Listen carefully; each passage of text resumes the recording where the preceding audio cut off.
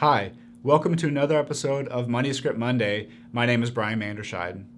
Today I want to answer the question, where should you put your money, your 401k or an IUL?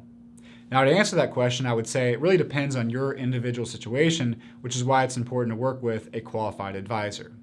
However, if you're already maxing out your 401k or your employer match of your 401k and looking for an additional tax advantage place to put your money, the IUL may be the right vehicle.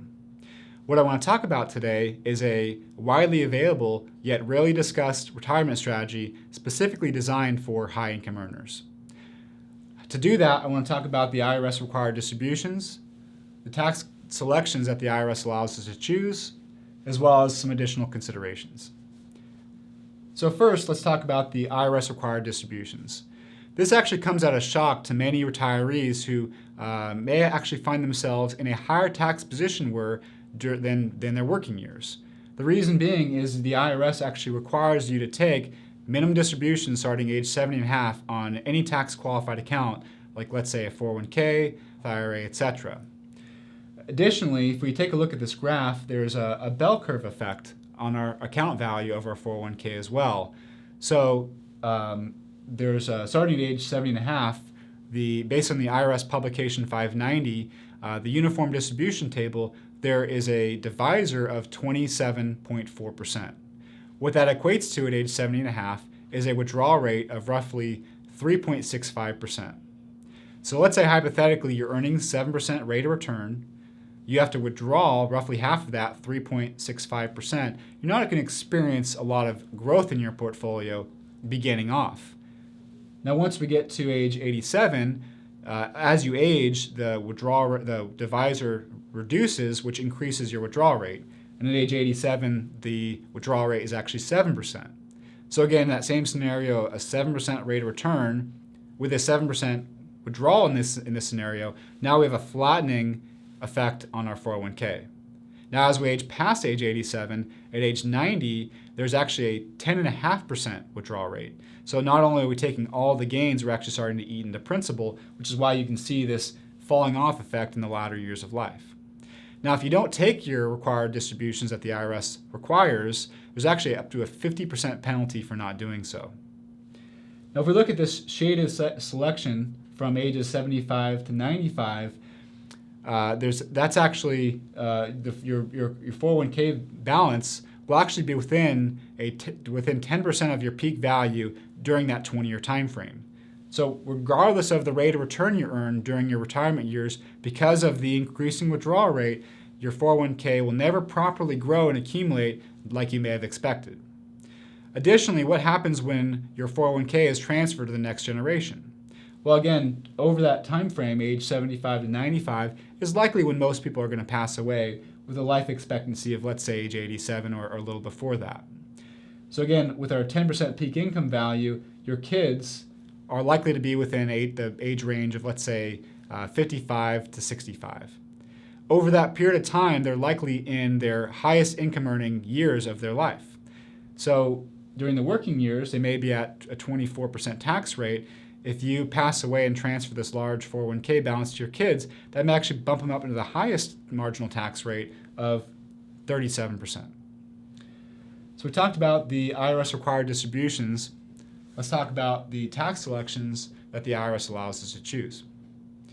So of these $3 amounts, $5, $10, and $20, the IRS actually allows us to choose to pay taxes on one of these dollar amounts. Now, if I were to ask you, or let's say 100 people, which would you rather pay taxes on? 99% of people are going to say that $5 amount because it's smaller. They're going to pay lower taxes. Now, believe it or not, most people do the exact opposite with their 401k or IRA. They decide to take the tax deferral or tax postponement, accumulate the money tax-free or tax-deferred, and then pay taxes on the distribution and transfer. In doing so, they may actually be paying much more taxes over their lifetime and also be subject to higher tax rates down the road when they retire. So again, I mentioned that the IRS allows us to pay taxes on one of these three amounts. You could choose to pay taxes on the $5, let your money accumulate tax-free, and transfer and distribute tax-free. That, my friends, would be, let's say, a Roth there's actually, two options, vehicles that allows you to do that. One would be a Roth IRA. Now, if you make $199,000 of income, of modified adjusted gross income or greater, the IRS actually bans you from contributing to a Roth IRA. Additionally, if you make under that limit, or any amount for that matter, the max contribution that you can make to a Roth IRA is $5,500, or with the catch-up provision starting at age 50, $6,500. That's not a lot of money to contribute to a tax-free vehicle and tax diversify your portfolio. So if you can't contribute to a Roth IRA or want to contribute more than what the IRS allows you to do for the Roth IRA, the only other option you have is cash value life insurance, which we generally use Index Universal Life for our preferred vehicle. So we talked about the IRS required distributions. We talked about the tax selections. The IRS allows us to choose one. Now let's talk about some additional considerations. So the number one problem facing retirees are adverse stock market corrections. Many of us remember what happened in 2008, what happened in the beginning of the 2000s, of a 40% plus decline in our portfolio value. Now, if, let's say, hypothetically, you retire and so happens you retire during a bear market, when the stock market drops, that has a significant impact on the longevity of your 401k or your traditional retirement accounts. That is called a sequence of returns risk. So if we were to look at the U.S. stock history over its course and examined how many corrections on average we generally have one correction every 7 years. Now currently, we're actually in a 9.5-year bull market, which is the longest on record. Many people always ask, well, when is this bull market going to end? That's actually not the right question. The right question is not if, not when, but how many times will you have a stock market correction over the course of your retirement years.